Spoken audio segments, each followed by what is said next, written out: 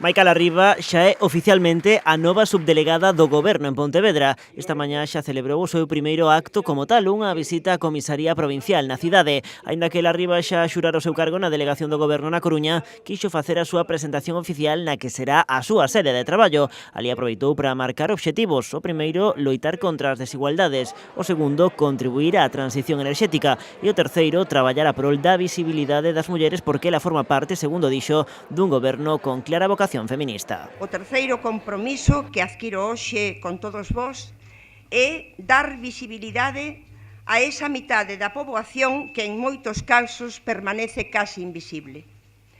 Refírome a poñer en valor a loita pola igualdade real entre homes e mulleres, un reto persoal que tamén é un reto dun goberno de clara vocación feminista. Temos percorrido unha parte do camiño, pero queda moito por facer.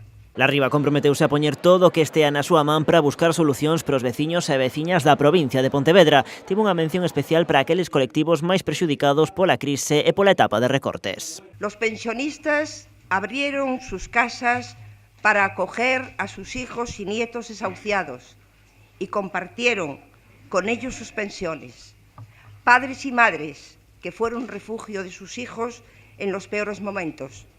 Familiares de personas dependientes que en muchos casos, casi siempre las mujeres, tuvieron que abandonar sus trabajos para hacerse cargo de la situación debido a los recortes. Arroupando a nova subdelegada, o delegado do Goberno en Galicia, Javier Losada, salientou a normalidade democrática que implica a celebración deste acto. Aproveitou tamén para reiterar o seu compromiso e a da nova subdelegada a traballar a prol de Pontevedra e de Galicia. Sempre dixo dende o diálogo. Hoy también abrimos las puertas de la subdelegación de Pontevedra y lo hacemos para estar más cerca, si cabe, de la calle, para estar más cerca de las personas.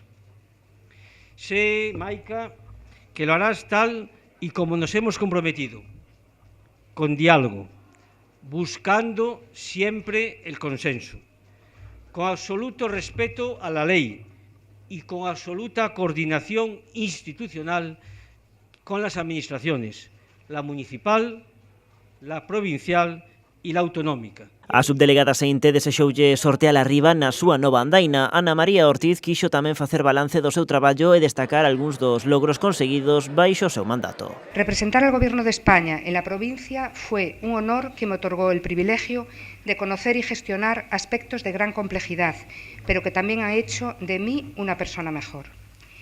Como responsable de la sede del Gobierno más próxima al ciudadano, he centrado mis esfuerzos en recoger las preocupaciones directas de cada ayuntamiento, de cada asociación y de cada vecino. Por este motivo, consideré que devolver a Vigo una oficina de la subdelegación del Gobierno era una tarea pendiente e irrenunciable, y he dejado todo dispuesto para que pueda abrirse en la Casa de América de Vigo. No acto, todos os presentes tiveron palabras de recordo para Xerardo Fernández Albor, o primeiro presidente da Xunta desta etapa democrática que falecía onte aos 100 anos.